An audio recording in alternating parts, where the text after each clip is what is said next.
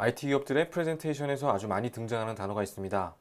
그리고 여기에 이 단어를 합치면 아마도 현 세대의 IT 기기 업체들이 지향하는 가장 중요한 방향성 중 하나가 아닐까 싶습니다.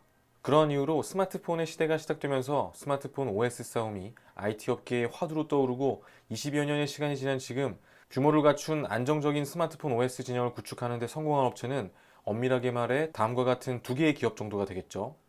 이제 이 다음 단계는 하드웨어적인 융합을 통한 확장의 단계가 되겠는데요. IoT 시대를 준비하며 주도권을 주게 된 스마트폰 진영이 통합해야 할 가장 큰 부분은 PC 시장이라고 할 수 있는데, 스마트폰 OS를 중심으로 뻗어나가게 될 워치나 작은 IoT 기기들, 스마트 카드 등과는 다르게 PC의 경우 별개의 확고한 OS 생태계가 이미 구축되어 있을 뿐만 아니라 구조적으로 이 PC 시장을 ARM 플랫폼 기반의 스마트폰 생태계로 곧바로 통합할 수가 없는 상황이죠.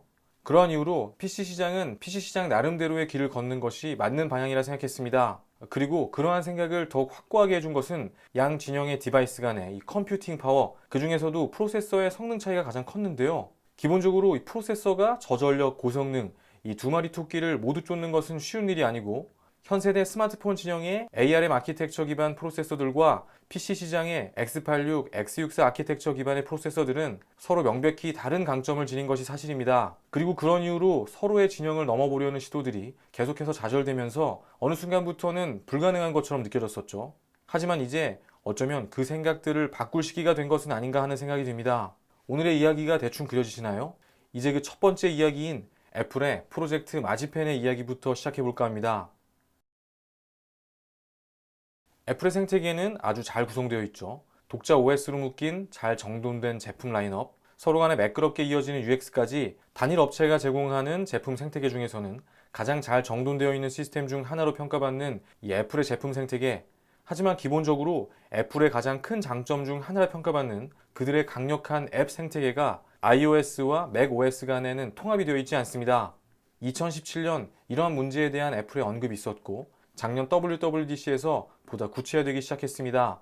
첫 방향성은 아이패드의 앱 개발자들이 그들의 앱을 macOS로 포팅할 수 있도록 돕는 것이고, 이어서 아이폰의 앱들도 순차적으로 맥에 포팅될 예정입니다. 이렇게 애플의 앱 생태계는 서로 통합되어 더욱 굳건해지고 iOS와 macOS 간의 경계는 계속해 허물어지게 되겠습니다. 하지만 간혹 이 프로젝트 마지펜을 소수의 특별한 앱을 위한 임시 방편 정도로 해석하는 내용들이 있는데요. 바로 다음과 같은 팀 쿡의 인터뷰 내용 때문이죠. 팀 쿡이 애플의 OS 통합이 있을 수 없다고 이야기했기 때문에 프로젝트 마지펜은 그저 특수한 몇 개의 앱을 위한 임시 방편이라는 이야기. 하지만 현재의 워치OS와 iOS의 예를 보면 알 수 있듯이 두 개의 OS를 유지하겠다는 말을 서로 독자적인 앱 생태계를 계속해 유지하겠다는 의미로 해석해서는 곤란하죠. 물론 앞으로 이 프로젝트가 결국 어디까지의 통합을 이뤄낼지는 아직은 기다려봐야 하는 부분이지만, 단순히 특별한 몇 개의 앱들이 맥에 포팅되는 것을 넘어 이 많은 글자들이 의미하는 바는 아주 명확합니다. 여기까지는 통합과 관련해 소프트웨어적인 영역에서의 이야기가 되겠죠. 이제 남은 것은 하드웨어적인 부분에서의 통합이 되겠는데요. 여기에서도 역시 걸림돌이 있습니다. iOS를 비롯한 애플의 대부분의 생태계가 이 ARM 플랫폼을 기반으로 구성되어 있는데 반해 이 맥 생태계의 경우 인텔의 CPU를 채용한 X86, X64 아키텍처를 기반으로 구성되어 있는 것이죠. 하지만 애플은 이 부분과 관련해서도 차근차근 준비를 해오고 있습니다. 현재 사용하는 인텔의 CPU 대신 ARM 플랫폼 CPU를 사용해 맥을 ARM 플랫폼으로 통합시킨다는 내용, 애플이 만든 ARM 기반의 독자 CPU, 바로 프로젝트 칼라마타에 대한 내용이 되겠습니다. 최초의 맥에 탑재된 CPU는 모토로라의 68K였죠. 맥의 세대가 거듭되면서 맥을 위한 더욱 강력한 성능의 전용 프로세서에 대한 필요성을 느끼게 됩니다. 그렇게 해서 탄생한 프로세서, 그 유명한 AIM 동맹이 만들어낸 파워PC가 등장하게 된 것이죠.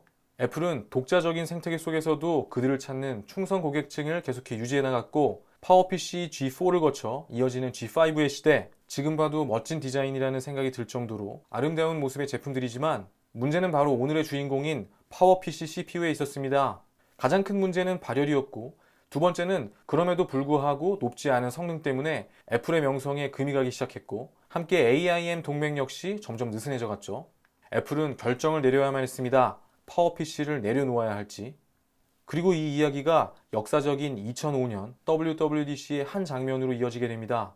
is power consumption. What we see is the PowerPC gives us sort of 15 units of performance per watt, but the Intel roadmap in the future gives us 70. We are going to begin the transition from the PowerPC to Intel processors, and over time this transition will occur. And we think it will be complete by the end of 2007. So this is a 2-year transition. 68K, PowerPC. Second transition, OS 9 to OS 10. We're going to begin a third transition from the PowerPC to Intel processors.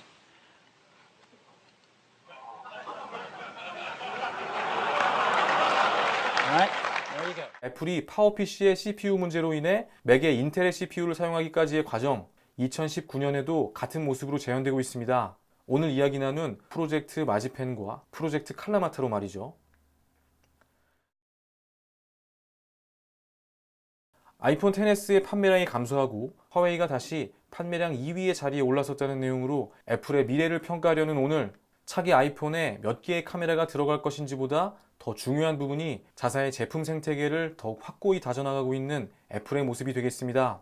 아울러 애플에서 만든 이 ARM 프로세서가 과연 어느 정도의 성능을 확보했는지에 대한 부분 역시 매우 중요한 부분이 되겠는데요. 다음 시간에는 이 애플이 만들고 있는 ARM 프로세서에 대한 내용들과 IoT 시대를 준비하고 있는 다른 기업들의 비전 등에 대해서도 간단히 정리해 보도록 하겠습니다. 행복한 주말 보내십시오. 시청해 주셔서 감사합니다.